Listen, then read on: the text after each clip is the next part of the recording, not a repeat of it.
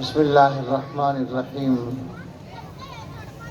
الحمد للہ نحمده ونستعینه ونستغفره ونؤمن به ونتوکل علیہ ونعوذ باللہ من شرور انفسنا ومن سیئات اعمالنا من يهده اللہ فلا مضل له ومن يضلله فلا هادی له ونشهد ان لا الہ الا اللہ وحدہ لا شریک له ونشهد أن سيدنا ونبينا ومولانا محمدا عبده ورسوله صلى الله تعالى عليه وعلى آله وأصحابه وبارك وسلم تسليما كثيرا أما بعد فأعوذ بالله من الشيطان الرجيم بسم الله الرحمن الرحيم یا ایہا الذین آمنوا اتقوا اللہ حق تقاتہ ولا تموتن الا وانتم مسلمون سبحان ربک رب العزت عما یصفون وسلام علی المرسلین والحمد للہ رب العالمین اللہم صل علی سیدنا محمد وعلی آل سیدنا محمد وبارک وسلم اللہم صلی علی سیدنا محمد وعلی آل سیدنا محمد مبارک وسلم اللہم صلی علی سیدنا محمد وعلی آل سیدنا محمد مبارک وسلم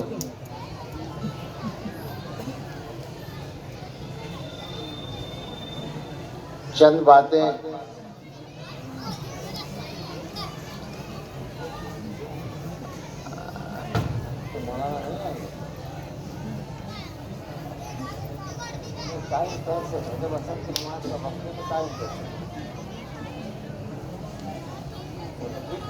لیکن 5 بجے سے صحیح بس اثر کا ہے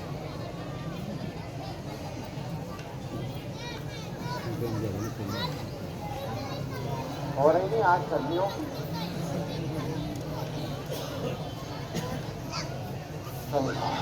چلیے صاحب اب میں یہاں کہوں گا تو بہت سے لوگوں کو اچھا بھی نہیں لگتا ہے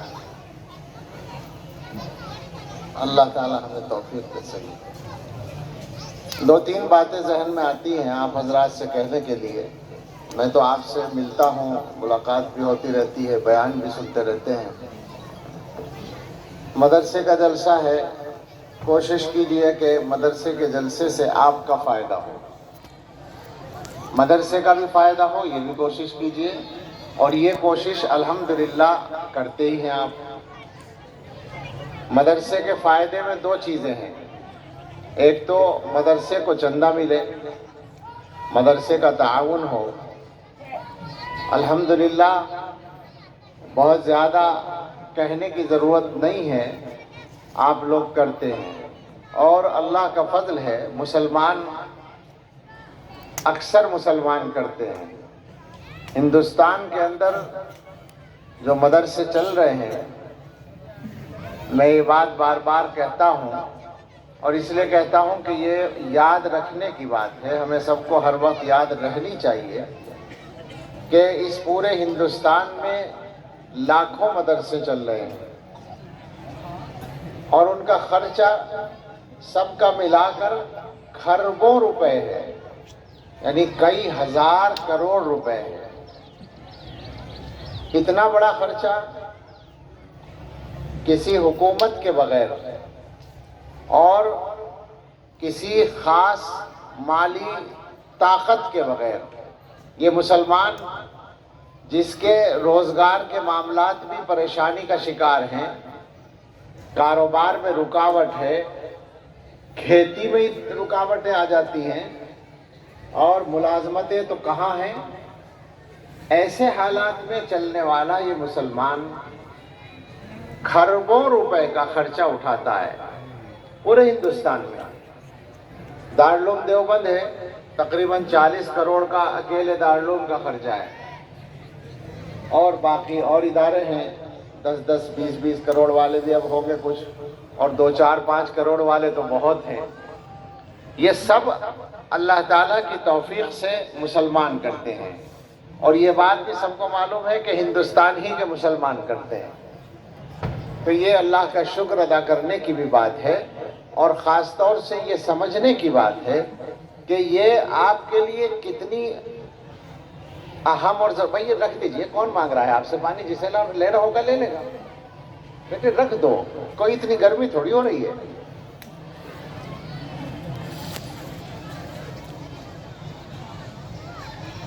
اس کو سمجھیے کہ اللہ تعالیٰ یہ کام آپ سے لے رہے ہیں۔ یہ ذہن میں رکھیے کہ اللہ کا دین محتاج نہیں ہے، اللہ کا دین نہ آپ کے پیسے کا محتاج ہے اور نہ ہمارے پڑھنے پڑھانے کا محتاج ہے۔ اللہ کے دین کو کسی عالم کی، حافظ کی، قاری کی، مبلغ اور داعی کی، امیر صاحب کی، پیر صاحب کی کوئی ضرورت نہیں ہے، نہ سیٹھ صاحب کی ضرورت ہے، نہ چودھری صاحب کی ضرورت ہے، کسی کی ضرورت نہیں ہے۔ جسے 100 دفعہ ضرورت ہو وہ دین کا کام کرے، جو سمجھے کہ میں ضرورت مند ہوں، میں محتاج ہوں، میری ضرورت ہے۔ اللہ بے نیاز ہے اور اللہ کا دین بے نیاز ہے، اور اس کا اعلان ہے باقاعدہ، کوئی چھپی ہوئی بات نہیں ہے۔ تم ٹھیک ٹھیک چلو گے تمہارے پاس رہے گا، ٹھیک نہیں چلو گے تم سے لے لیں گے، دوسروں کو دے دیں گے۔ تو یہ بات 2 وجہ سے یاد دلانی تھی، ایک تو یہ کہ ہم جو کچھ خرچ کریں، جو کچھ کام کریں، اس کو اپنا کمال نہ سمجھیں، بلکہ اللہ تعالیٰ کی مہربانی سمجھیں کہ اللہ تعالیٰ ہم سے کام لے رہے ہیں، اور یہ بھی سمجھ لیں کہ اس کی برکت بھی آپ کو مل رہی ہے۔ برکت یہ ہے کہ ہندوستان میں آپ زندہ ہیں، ورنہ زندہ رہنے کا کوئی سوال نہیں تھا۔ ہندوستان سے حکومت جانے کے بعد جو طاقت یہاں آئی تھی انگریزوں کی، اس کا پلان صفایا کرنے کا تھا۔ وہ چاہتے تھے مسلمان نہ رہیں، مسلمان یا تو ختم ہو جائیں یا اگر زندہ رہیں تو مسلمان بن کے نہ رہیں، یہ ان کا پلان تھا اور اس کے لیے انہوں نے کام کیا تھا۔ اللہ تعالیٰ نے مسلمانوں کو یہ توفیق دی کہ انہوں نے دیوبند میں مدرسہ کھول دیا اور اس کے بعد دوسری جگہوں پر مدرسے کھول دیے۔ اس کا فائدہ یہ پہنچا مسلمانوں کو کہ مسلمان ہندوستان میں رہ گئے، بچ گئے اور مسلمان ہی بن کر بچے رہے، اور اگر یہی سلسلہ جاری رہا تو انشاءاللہ قیامت تک کوئی ختم نہیں کر سکتا، رہیں گے انشاءاللہ، زندہ رہیں گے۔ شرط یہی ہے۔ یہ ذرا بات ایسی خطرناک سی ہے مگر یہ بات ہے سچی کہ اگر مدرسوں کے ساتھ یہ معاملہ چھوڑو گے تو خطرے میں آ جاؤ گے۔ وجہ ہمارا مسئلہ نہیں ہے، وجہ یہ کہ دین، اللہ کا دین، اللہ کا قرآن زندہ اور باقی رہنا ہے، اس کے ساتھ ہم جڑ گئے تو ہم بھی باقی رہ جائیں گے، نہیں جڑے تو کوئی گارنٹی نہیں ہے۔ دنیا کے اندر دونوں طرح کے نمونے موجود ہیں تاریخ میں، جہاں دین کی تعلیم ختم ہو گئی، مسلمان کچھ دنوں کے بعد ختم ہو گئے، بالکل ختم ہو گئے۔ جہاں دین کی تعلیم باقی رہی، ہزاروں پابندیوں کے باوجود مسلمان باقی رہے۔ یہ دونوں نمونے ہمارے سامنے ہیں، تفصیل میں جانے کا اس وقت موقع نہیں ہے۔ تو میں نے کہا کہ ایک تو یہ ذہن میں رکھیے کہ مدرسے کا کام ہو، اور مدرسے کا کام بھی حقیقت میں ہمارا کام ہے۔ مدرسے کے فائدے کا ایک حصہ تو یہ ہے کہ مدرسے کو چندہ ملے، الحمدللہ ملتا ہے اور زیادہ دیں گے آپ انشاءاللہ۔ دوسرا یہ ہے کہ مدرسے میں آپ کے بچے پڑھنے کے لیے آئیں۔ آپ یہ حقیقت میں مدرسے کا فائدہ نہیں ہے، لیکن چونکہ مدرسے کی کارگزاری اسی سے بنتی ہے اس لیے میں اس کو مدرسے کا فائدہ کہہ رہا ہوں، ورنہ یہ بھی ہمارا فائدہ ہے کہ ہمارے بچے مدرسے سے دین سیکھ لیں۔ اس معاملے میں کمزوری چل رہی ہے۔ حساب لگائیے کہ کیا آپ میں سے ہر گھر کا ہر بچہ قرآن پڑھا ہوا ہے؟ ہر گھر کا ہر بچہ نہیں ہے نا قرآن پڑھا ہوا؟ کیوں نہیں ہے؟ قرآن پڑھنا کیا آپ کے خیال میں اختیاری چیز ہے، آپشن ہے، پڑھیں تو بھی اور نہ پڑھیں تو بھی اختیار ہے؟ سوچیں اس بات کو ذرا۔ ایک آدمی روزی روٹی کے لیے اسکول میں پڑھے، بہت اچھی بات ہے، کالج میں پڑھے، یونیورسٹی میں پڑھے، نہ پڑھے یہ بھی ایک آپشن ہے۔ برا آپشن ہے، میں اچھا نہیں کہہ رہا ہوں، لیکن یہ کہ روٹی پھر بھی مل جائے گی، پاوڑا کھود کے مل جائے گی۔ کیوں جی؟ بھوکے تو نہیں رہتے۔ بلکہ ایک جگہ تو میں نے یہ کہا کہ بے روزگار پڑھے لکھوں میں زیادہ دیکھیں یا ان پڑھوں میں؟ پڑھے لکھوں میں زیادہ ملیں گے، اس لیے کہ پڑھ لکھنے کے بعد بیچارہ مزدوری تو کر نہیں سکتا اور ملازمت ملتی نہیں اس کو، تو وہ بے روزگار پڑا ہے۔ اور وہ بیچارہ جو ان پڑھ ہے وہ دیکھتا ہے کہ بھئی یہ نہیں صحیح، وہ مزدوری وہ نہیں صحیح، وہ صحیح وہ نہیں، تو وہ صحیح وہ کر ہی لیتا ہے کچھ نہ کچھ۔ میرے کہنے کا یہ مطلب نہیں ہے کہ پڑھائی چھوڑ دو، یہ مطلب نہیں ہے، یہ برا آپشن ہے۔ میں کہنا یہ چاہتا ہوں پیٹ بھرنے کے لیے فرض نہیں ہے پڑھنا، بغیر پڑھے بھی پیٹ بھر جاتا ہے، مگر قرآن پڑھے بغیر جنت نہیں ہے۔ اس لیے مسلمان کے لیے دو اختیار نہیں ہے وہاں، روزی روٹی کے لیے دو اختیار ہو سکتے ہیں، مگر آخرت میں جنت میں جانے کے لیے تو کیا وہاں بھی ہے یہ خیال میں کہ موقع ملا چلے جائیں گے جنت میں ورنہ کہیں اور چلے جائیں گے؟ ہے کچھ ایسا خیال؟ ہے ہمت وہاں جانے کی؟ دعا تو یہی کرو کہ اللہ جنت الفردوس میں اعلیٰ مقام عطا فرمائے۔ ہم بھی دعا کرتے ہیں، آپ بھی کرتے ہیں، اور حضور نے سکھایا ہے صلی اللہ علیہ وسلم، جب اللہ سے مانگو تو فردوس مانگو۔ سب عمل کرتے ہیں اس پر کہ جنت بھی اللہ سے بڑی والی مانگتے ہیں، اچھی والی مانگتے ہیں، اعلیٰ درجے کی مانگتے ہیں۔ تو کیا وہاں دوسرا پہلو بھی ذہن میں ہے؟ میں یہ کہہ رہا ہوں نہیں ہے نا، اور کہیں جانے کا ارادہ تو نہیں ہے نا۔ جب جنت میں جانے کا ارادہ ہے تو دین تو سیکھنا پڑے گا جناب۔ دین کا وہ حصہ یاد رکھیں جو فرض ادا کرنے کے لیے ضروری ہے، قرآن اور دین کے ضروری مسائل، اتنا پڑھنا ہر مسلمان پر فرض عین ہے۔ اس میں کوئی آپشنل مسئلہ نہیں ہے، اختیار نہیں ہے کہ یہ کر لو یا نہ کرو، وہ تو کرنا ہی کرنا ہے۔ یہ سامنے رکھیے اور پھر حساب لگائیے کہ آپ کے بچے کتنے پڑھے ہوئے ہیں قرآن، بچے یا جوان بوڑھے، پورے مجمع میں کتنے لوگ ہیں۔ ہونا یہ چاہیے کہ ہر مسلمان اتنا دین تو ضرور پڑھ لے۔ یہ ہے وہ پہلو جس کو میں کہہ رہا تھا کہ مدرسے کا ایک فائدہ تو یہ ہے کہ مدرسے کا چندہ ہو، ایک یہ ہے کہ آپ کا بچہ مدرسے میں آئے، اور یہ فائدہ مدرسے کا بھی ہے اور آپ کا بھی ہے۔ تو یہ طے کر لیں کہ ہر بچے کو پڑھانا ہے، دین ضرور سکھانا ہے، اس کے علاوہ چارہ ہی نہیں ہے۔ بھائی یہ تو ہو سکتا ہے کہ ایک آدمی یہ سوچے کہ یہ مزدوری کروں یا یہ کروں، لیکن یہ تو نہیں ہو سکتا کہ کھانا کھاؤں یا نہ کھاؤں، یہ تو نہیں ہو سکتا نا۔ کھانا تو کھانا ہی ایک ہی آپشن ہے، دوسرا ہے ہی نہیں۔ ایسے ہی قرآن پڑھوں یا نہ پڑھوں یہ نہیں ہے، قرآن تو پڑھنا ہی پڑھنا ہے۔ جیسے کھائے بغیر کام نہیں چلتا، ایسے ہی قرآن پڑھے بغیر، ایسے ہی نماز پڑھے بغیر کام چلنے والا نہیں ہے۔ یہ تو ہوئی وہ بات۔